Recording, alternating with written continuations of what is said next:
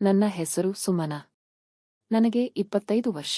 ನಾನು ಸ್ವಲ್ಪ ಸಂವೇದನಾಶೀಲ ಹುಡುಗಿ. ಅಂದರೆ ನನಗೆ ಭಾವನೆಗಳು ತುಂಬಾ ಆಳವಾಗಿ ಬರುತ್ತವೆ. ಸಣ್ಣ ಸಣ್ಣ ವಿಷಯಗಳು ನನ್ನನ್ನು ಆಕರ್ಷಿಸುತ್ತವೆ. ನನ್ನ ದೇಹ ಮತ್ತು ಮನಸ್ಸು ಸೂಕ್ಷ್ಮವಾಗಿ ಪ್ರತಿಕ್ರಿಯಿಸುತ್ತದೆ. ನಾನು ಮೊದಲು ನನ್ನ ಬಾಲ್ಯದಿಂದಲೇ ಪ್ರಾರಂಭಿಸುತ್ತೇನೆ. ಏಕೆಂದರೆ ಈ ಕಥೆಯು ನನ್ನ ಚಿಕ್ಕತನದಿಂದ ಆರಂಭವಾಗಿ ನಾನು ಬೆಳೆಯುತ್ತಾ ಸಾಗುತ್ತದೆ. ನಾನು ಒಂದು ಪುಟ್ಟ ಹಳ್ಳಿಯಲ್ಲಿ ಹುಟ್ಟಿ ಬೆಳೆದವಳು. ಆ ಹಳ್ಳಿಯ ಹೆಸರು ಹೇಮಾವತಿಪುರ. ಅಲ್ಲಿ ಹೇಮಾವತಿ ನದಿಯು ಹರಿಯುತ್ತಿತ್ತು. ಅಲ್ಲಿನ ಮರಗಳು ತುಂಬಾ ದಟ್ಟವಾಗಿ ಬೆಳೆದಿದ್ದವು ಮತ್ತು ಎಲ್ಲೆಡೆ ಹಸಿರು ಹರಡಿಕೊಂಡಿತ್ತು. ನನ್ನ ತಂದೆ ರೈತರಾಗಿದ್ದರು. ಅವರು ಪ್ರತಿದಿನ ಬೆಳಿಗ್ಗೆ ಬೇಗ ಎದ್ದು ಹೊಲಕ್ಕೆ ಹೋಗುತ್ತಿದ್ದರು. ಅಲ್ಲಿ ಅವರು ಭತ್ತ, ರಾಗಿ ಮತ್ತು ಹತ್ತಿಯನ್ನು ಬೆಳೆಯುತ್ತಿದ್ದರು. ನನ್ನ ತಾಯಿ ಮನೆಯ ಕೆಲಸಗಳನ್ನು ಮಾಡುತ್ತಿದ್ದರು. ಅಡುಗೆ ಮಾಡುವುದು, ಮನೆ ಸ್ವಚ್ಛ ಮಾಡುವುದು ಮತ್ತು ನಮ್ಮನ್ನು ನೋಡಿಕೊಳ್ಳುವುದು ಅವರ ಜವಾಬ್ದಾರಿಯಾಗಿತ್ತು. ನಾವು ವಾಸಿಸುತ್ತಿದ್ದುದು ಒಂದು ಸಣ್ಣ ಮನೆಯಲ್ಲಿ. ಮಣ್ಣಿನ ಗೋಡೆಗಳು ಮತ್ತು ಹಂಚಿನ ಮಾಡಿನ ಆ ಮನೆಯಲ್ಲಿ ಒಂದು ಪುಟ್ಟ ಅಂಗಳವಿತ್ತು. ಅಲ್ಲಿ ಸುಂದರವಾದ ಹೂವಿನ ಗಿಡಗಳು ಬೆಳೆದಿದ್ದವು. ನಾನು ಸುಮಾರು 4-5 ವರ್ಷದವಳಿದ್ದಾಗ ಗೆಳೆಯರೊಂದಿಗೆ ನದಿಯ ಬಳಿ ಆಟವಾಡುತ್ತಿದ್ದೆ. ನನ್ನ ಸ್ನೇಹಿತರಾದ ಸಂದೀಪ್, ವಾಣಿ ಮತ್ತು ಕಿರಣ್ ನನ್ನ ಪಕ್ಕದ ಮನೆಯವರಾಗಿದ್ದರು. ನಾವು ನದಿಯ ತೀರದಲ್ಲಿ ಕಲ್ಲುಗಳನ್ನು ಎಸೆಯುತ್ತಾ ಆಟವಾಡುತ್ತಿದ್ದೆವು. ನೀರಿನಲ್ಲಿ ಕಲ್ಲು ಹಾಕಿ ಆಡುತ್ತಿದ್ದೆವು ಮತ್ತು ಸಣ್ಣ ಮೀನುಗಳನ್ನು ಹಿಡಿಯಲು ಪ್ರಯತ್ನಿಸುತ್ತಿದ್ದೆವು. ನದಿಯ ನೀರು ತಣ್ಣಗೆ ಹರಿಯುತ್ತಿತ್ತು. ಅದರ ಶಬ್ದ ಕೇಳಿದಾಗ ನನಗೆ ತುಂಬಾ ಶಾಂತಿ ಸಿಗುತ್ತಿತ್ತು. ಒಂದು ದಿನ ದೊಡ್ಡ ಮಳೆ ಬಂದಿತು. ಆಕಾಶವು ಕಪ್ಪು ಮೋಡಗಳಿಂದ ಮುಚ್ಚಿಹೋಗಿತ್ತು ಮತ್ತು ಗುಡುಗು ಸಿಂಚನಗಳು ಬರುತ್ತಿದ್ದವು. ನಾನು ಗೆಳೆಯರೊಂದಿಗೆ ಹೊರಗಡೆ ಆಟವಾಡುತ್ತಿದ್ದೆ. ನಾವು ಮರದ ಕೆಳಗೆ ನಿಂತಿದ್ದೆವು. ಆದರೆ ಮಳೆ ಜೋರಾಗಿ ಪ್ರಾರಂಭವಾಯಿತು.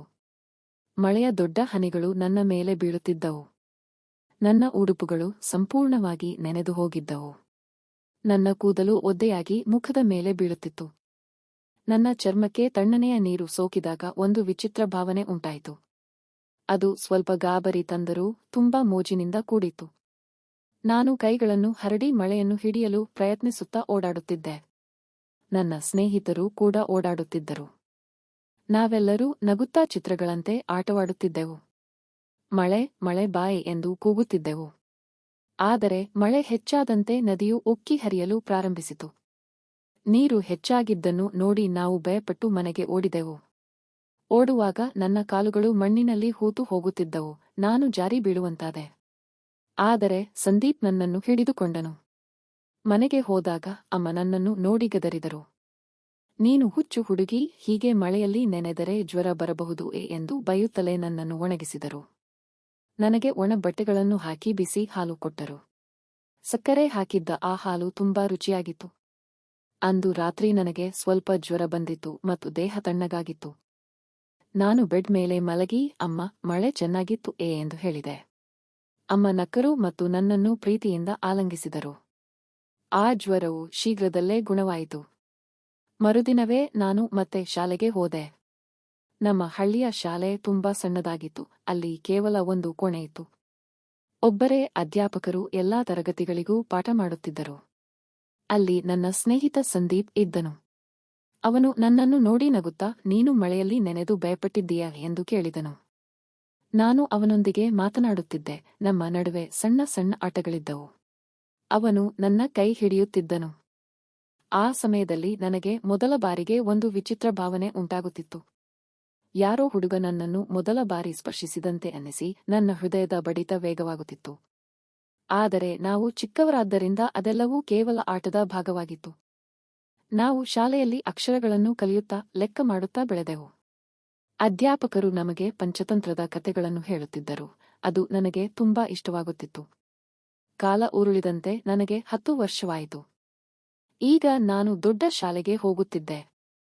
ಹಳ್ಳಿಯಿಂದ ಸ್ವಲ್ಪ ದೂರವಿದ್ದ ಆ ಶಾಲೆಗೆ ಬಸ್ಸಿನಲ್ಲಿ ಹೋಗಬೇಕಿತ್ತು. ಶಾಲೆಯಲ್ಲಿ ನಾನು ಚೆನ್ನಾಗಿ ಓದುತ್ತಿದ್ದೆ. ಅಧ್ಯಾಪಕರು ನನ್ನನ್ನು ಸುಮನ, ನೀನು ಬುದ್ಧಿವಂತ ಹುಡುಗಿ ಎಂದು ಹೊಗಳುತ್ತಿದ್ದರು. ನನ್ನ ತಂದೆ ನನಗೆ ಹೊಸ ಹೊಸ ಪುಸ್ತಕಗಳನ್ನು ಕೊಡಿಸುತ್ತಿದ್ದರು. ನಾನು ಕತೆಗಳನ್ನು ಓದುತ್ತಾ ಕಲ್ಪನಾ ಲೋಕದಲ್ಲಿ ರಾಜ್ಕುಮಾರಿಯಂತೆ ತೇಲುತ್ತಿದ್ದೆ. ಒಂದು ದಿನ ಮನೆಯಲ್ಲಿ ವಿದ್ಯುತ್ ಇಲ್ಲದೆ ರಾತ್ರಿ ಸಂಪೂರ್ಣ ಕತ್ತಲಾಗಿತ್ತು.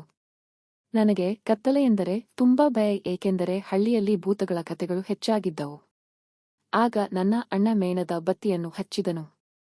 ಆ ಬೆಳಕಿನಲ್ಲಿ ಕುಳಿತು ನಾವು ಮಾತನಾಡುತ್ತಿದ್ದೆವು. ಅಪ್ಪ ಹಳೆಯ ಕಾಲದ ರಾಜುರಾಣಿಯರ ಮತ್ತು ಭೂತಗಳ ಕತೆಗಳನ್ನು ಹೇಳಲು ಪ್ರಾರಂಭಿಸಿದರು. ಒಂದು ರಾತ್ರಿ ಒಬ್ಬ ಭೂತ ಬಂದಿತ್ತು ಎಂದು ಅವರು ಹೇಳುತ್ತಿದ್ದಾಗ ನಾನು ಭಯಪಟ್ಟು ಅಣ್ಣನ ಹತ್ತಿರ ಹೋಗಿ ಕುಳಿತೆ. ಆ ಕತ್ತಲಿನಲ್ಲಿ ನನ್ನ ಮನಸ್ಸಿನಲ್ಲಿ ವಿಚಿತ್ರ ಯೋಚನೆಗಳು ಬರುತ್ತಿದ್ದವು. ಯಾರಾದರೂ ಬಂದು ನನ್ನನ್ನು ಹಿಡಿಯುತ್ತಾರೆ ಎಂಬ ಭಯದೊಂದಿಗೆ ಒಂದು ರೀತಿಯ ಥ್ರಿಲ್ ಅನುಭವವಾಗುತ್ತಿತ್ತು. ನಾನು ಕಣ್ಣು ಮುಚ್ಚಿ ಅಣ್ಣನ ಕೈ ಹಿಡಿದುಕೊಂಡೆ. ಅದು ನನಗೆ ಸಮಾಧಾನ ನೀಡಿತು. ಅವನು ನನ್ನನ್ನು ನೋಡಿ ನಗುತ್ತಾ ಭಯಪಡಬೇಡ ಸುಮನ ಎಂದನು. ಬೆಳಿಗ್ಗೆ ಬೆಳಕು ಬಂದಾಗ ನಾನು ಮತ್ತೆ ಸಹಜ ಜೀವನಕ್ಕೆ ಮರಳಿದೆ. ಆ ಘಟನೆಯು ಕತ್ತಲೆಯಲ್ಲಿಯೂ ಒಂದು ಸೌಂದರ್ಯವಿದೆ ಎಂದು ನನಗೆ ಕಲಿಸಿತು. ನನಗೆ 16 ವರ್ಷವಾದಾಗ ನನ್ನ ದೇಹದಲ್ಲಿ ಬದಲಾವಣೆಗಳಾದವು. ನಾನು ಹುಡುಗಿಯಿಂದ ಮಹಿಳೆಯಾಗಿ ಬದಲಾಗುತ್ತಿದ್ದೆ. ನನ್ನ ಸ್ನೇಹಿತೆಯರು ಸುಮನ ನೀನು ಸುಂದರವಾಗಿದ್ದೀಯಾ, ನಿನ್ನ ಕಣ್ಣುಗಳು ಹೊಳೆಯುತ್ತವೆ ಎಂದು ಹೇಳುತ್ತಿದ್ದರು. ಆ ಮಾತು ಕೇಳಿ ನಾನು ನಾಚಿಕೆಪಡುತ್ತಿದ್ದರೂ ಒಳಗೊಳಗೆ ಸಂತೋಷವಾಗುತ್ತಿತ್ತು. ಕನ್ನಡಿಯ ಮುಂದೆ ನಿಂತು ನನ್ನ ಉದ್ದನೆಯ ಕೂದಲು ಮತ್ತು ಸುಂದರ ಮುಖವನ್ನು ನೋಡಿಕೊಳ್ಳುತ್ತಿದ್ದೆ. ಒಂದು ದಿನ ನಾನು ಅಮ್ಮನೊಂದಿಗೆ ಹಳ್ಳಿಯ ಮಾರುಕಟ್ಟೆಗೆ ಹೋಗಿದ್ದೆ. ಅಲ್ಲಿ ಹಣ್ಣು, ತರಕಾರಿ ಮತ್ತು ಬಟ್ಟೆಗಳನ್ನು ಮಾರುತ್ತಿದ್ದರು. ಹಬ್ಬ ಹತ್ತಿರವಿದ್ದ ಕಾರಣ ಹೊಸ ಬಟ್ಟೆ ಕೊಳ್ಳಲು ಹೋಗಿದ್ದೆವು. ಮಾರುಕಟ್ಟೆಯಲ್ಲಿ ಜನಜಂಗುಳಿ ಮತ್ತು ವ್ಯಾಪಾರಿಗಳ ಕೂಗಾಟವಿತ್ತು. ಅಲ್ಲಿ ನಾನು ಒಬ್ಬ ಹುಡುಗನನ್ನು ನೋಡಿದೆ. ಅವನು ನನ್ನನ್ನೇ ನೋಡುತ್ತಿದ್ದನು. ಅವನ ನೋಟಕ್ಕೆ ನಾನು ನಾಚಿಕೆಯಿಂದ ಮುಖ ತಿರುಗಿಸಿಕೊಂಡೆ. ಆದರೆ ಆ ದಿನದ ನಂತರ ನನ್ನ ಮನಸ್ಸಿನಲ್ಲಿ ಪ್ರೇಮ ಮತ್ತು ಹುಡುಗರ ಬಗ್ಗೆ ಹೊಸ ಹೊಸ ಕಲ್ಪನೆಗಳು ಶುರುವಾದವು. ಮುಂದೆ ನಾನು ಕಾಲೇಜಿಗೆ ಸೇರಲು ಬೆಂಗಳೂರಿಗೆ ಬಂದೆ. ಅಲ್ಲಿನ ಜೀವನ ತುಂಬಾ ವೇಗವಾಗಿತ್ತು. ಹೊಸ ಜನರು ಮತ್ತು ಹೊಸ ಸ್ನೇಹಿತರು ಪರಿಚಯವಾದರು. ಕಾಲೇಜಿನ ಲೈಬ್ರರಿ ಮತ್ತು ಕ್ಯಾಂಟೀನ್ನಲ್ಲಿ ಸಮಯ ಕಳೆಯುತ್ತಿದ್ದಾಗ ನಾನು ಪ್ರವೀಣ್ಣನ್ನು ಭೇಟಿಯಾದೆ. ಅವನು ನನ್ನ ಕ್ಲಾಸ್ಮೇಟ್ ಆಗಿದ್ದನು. ಎತ್ತರವಾದ ದೇಹ, ಹೊಳೆಯುವ ಕಣ್ಣುಗಳು ಮತ್ತು ಆಕರ್ಷಕವಾದ ನಗು ಅವನದಾಗಿತ್ತು. ನಾವು ಮೊದಲು ಪುಸ್ತಕಗಳ ಬಗ್ಗೆ ಮಾತನಾಡಿದೆವು. ನಂತರ ವೈಯಕ್ತಿಕ ವಿಷಯಗಳು, ನಮ್ಮ ಹಳ್ಳಿ ಮತ್ತು ನಗರದ ಜೀವನದ ಬಗ್ಗೆ ಚರ್ಚಿಸುತ್ತಿದ್ದೆವು. ಅವನು ನನ್ನನ್ನು ನೋಡುವ ರೀತಿ ತುಂಬಾ ವಿಶೇಷವಾಗಿತ್ತು. ಅವನ ನೋಟವು ನನಗೆ ಹೊಸ ಸಂವೇದನೆಗಳನ್ನು ನೀಡುತ್ತಿತ್ತು. ಒಂದು ದಿನ ನಾನು ನಗರದ ಶಾಪಿಂಗ್ ಮಾಲ್ಗೆ ಹೋಗಿದ್ದಾಗ ಅಲ್ಲಿ ಪ್ರವೀಣ್ ಸಿಕ್ಕಿದನು. ಬಾ ಸುಮನ, ಒಟ್ಟಿಗೆ ಕಾಫಿ ಕುಡಿಯೋಣ ಎಂದು ಕರೆದನು. ನಾವು ಒಟ್ಟಿಗೆ ನಡೆದು ಐಸ್ ಕ್ರೀಂ ತಿಂದೆವು. ಆ ಸಮಯದಲ್ಲಿ ಅವನ ಕೈ ಆಕಸ್ಮಿಕವಾಗಿ ನನಗೆ ಸೋಕಿದಾಗ ನನ್ನ ದೇಹದಲ್ಲಿ ಮಿಂಚು ಹರಿದಂತಾಯಿತು. ಹೃದಯ ಬಡಿತ ಹೆಚ್ಚಾಯಿತು. ಇದು ಪ್ರೇಮವೋ ಅಥವಾ ಆಕರ್ಷಣೆಯೋ ಎಂಬ ಗೊಂದಲ ನನ್ನಲ್ಲಿತ್ತು. ನಾವು ಹೆಚ್ಚು ಸಮಯ ಕಳೆಯಲು ಪ್ರಾರಂಭಿಸಿದೆವು. ಕಾಲೇಜು ಮುಗಿದ ನಂತರ ಪಾರ್ಕ್ ಅಥವಾ ಸಿನಿಮಾಗೆ ಹೋಗುತ್ತಿದ್ದೆವು. ಪಾರ್ಕ್ನಲ್ಲಿ ಕುಳಿತು ಮಾತನಾಡುವಾಗ ಅವನು ನನ್ನ ಕೈ ಹಿಡಿಯುತ್ತಿದ್ದನು. ಅದು ನನಗೆ ಸುಖದ ಭಾವನೆ ನೀಡುತ್ತಿತ್ತು. ಕಾಲೇಜು ಮುಗಿಯುವ ಹೊತ್ತಿಗೆ ನಾವಿಬ್ಬರೂ ಪ್ರೇಮದಲ್ಲಿ ಬಿದ್ದೆವು. ಒಂದು ಸುಂದರ ಸೂರ್ಯಾಸ್ತದ ಸಮಯದಲ್ಲಿ ಪ್ರವೀಣ್ ನನಗೆ ಪ್ರಪೋಸ್ ಮಾಡಿದನು. ಸುಮನ, ನಾನು ನಿನ್ನನ್ನು ಪ್ರೀತಿಸುತ್ತೇನೆ, ನನ್ನನ್ನು ಮದುವೆಯಾಗುತ್ತೀಯಾ ಎಂದು ಕೇಳಿದಾಗ ನಾನು ಸಂತೋಷದಿಂದ ಒಪ್ಪಿಕೊಂಡೆ. ಆದರೆ ನಮ್ಮ ಮನೆಯಲ್ಲಿ ಮೊದಲು ಒಪ್ಪಲಿಲ್ಲ, ಏಕೆಂದರೆ ಅವನು ಬೇರೆ ಜಾತಿಗೆ ಸೇರಿದವನಾಗಿದ್ದನು. ಮನೆಯಲ್ಲಿ ಸಾಕಷ್ಟು ಚರ್ಚೆಗಳು ನಡೆದವು. ಆದರೆ ನನ್ನ ಅಣ್ಣನ ಬೆಂಬಲದಿಂದ ಕೊನೆಗೂ ನಮ್ಮ ಮದುವೆಯಾಯಿತು. ಮದುವೆಯ ದಿನ ಬಹಳ ಸಂಭ್ರಮದಿಂದ ಕೂಡಿತು. ಮದುವೆಯ ನಂತರ ನಾವು ನಗರದಲ್ಲಿ ಒಂದು ಸಣ್ಣ ಅಪಾರ್ಟ್ಮೆಂಟ್ನಲ್ಲಿ ವಾಸಿಸಲು ಶುರುಮಾಡಿದೆವು. ಪ್ರವೀಣ್ ಐಟಿ ಕಂಪನಿಯಲ್ಲಿ ಕೆಲಸ ಮಾಡುತ್ತಿದ್ದನು. ನಮ್ಮ ಜೀವನ ಸುಖವಾಗಿತ್ತು. ಆದರೆ ಕೆಲವು ದಿನಗಳ ನಂತರ ಮನೆ ಕೆಲಸ ಮಾಡುವಾಗ ನನಗೆ ತೀವ್ರ ಬೆನ್ನು ನೋವು ಕಾಣಿಸಿಕೊಂಡಿತು. ಪ್ರವೀಣ್ ನನ್ನನ್ನು ಡಾಕ್ಟರ್ ಬಳಿ ಕರೆದುಕೊಂಡು ಹೋದನು.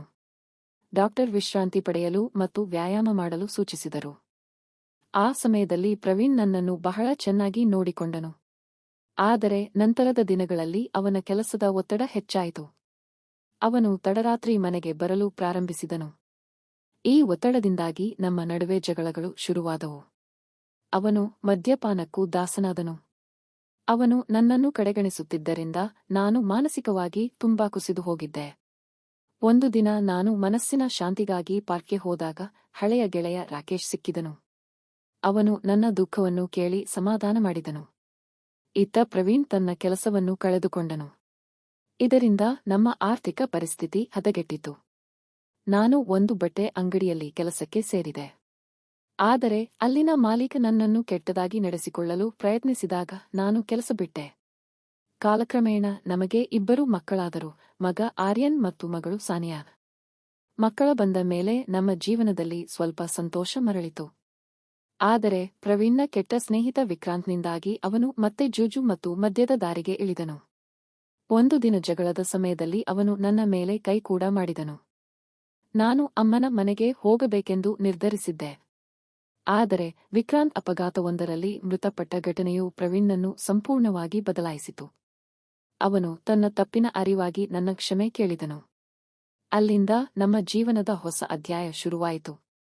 ಅವನು ಹೊಸ ಕೆಲಸಕ್ಕೆ ಸೇರಿದನು ಮತ್ತು ನಾವಿಬ್ಬರೂ ಒಟ್ಟಾಗಿ ಸಂಸಾರವನ್ನು ಸರಿದೂಗಿಸಿದೆವು. ಮಕ್ಕಳು ದೊಡ್ಡವರಾಗಿ ಉತ್ತಮ ಶಿಕ್ಷಣ ಪಡೆದರು. ಈಗ ನನಗೆ 30 ವರ್ಷ, ಪ್ರವೀಣ್ಗೆ 35. ಈಗ ನಮ್ಮ ನಡುವಿನ ಪ್ರೀತಿ ಕೇವಲ ದೈಹಿಕವಾಗಿರದೆ ಭಾವನಾತ್ಮಕವಾಗಿ ತುಂಬಾ ಗಟ್ಟಿಯಾಗಿದೆ. ಕಷ್ಟಗಳನ್ನು ಒಟ್ಟಾಗಿ ಎದುರಿಸಿ ಈಗ ನಾವು ಸುಖವಾಗಿದ್ದೇವೆ. ಕೊನೆಗೂ ಪ್ರೀತಿ ಮತ್ತು ತಾಳ್ಮೆ ಗೆದ್ದಿದೆ. ಸ್ನೇಹಿತರೆ, ಈ ಕತೆ ನಿಮಗೆ ಇಷ್ಟವಾಗಿದ್ದರೆ ದಯವಿಟ್ಟು ಈ ವಿಡಿಯೋವನ್ನು ಲೈಕ್ ಮಾಡಿ ಮತ್ತು ನಿಮ್ಮ ಅನಿಸಿಕೆಗಳನ್ನು ಕಮೆಂಟ್ ಮಾಡಿ ತಿಳಿಸಿ. ಧನ್ಯವಾದಗಳು.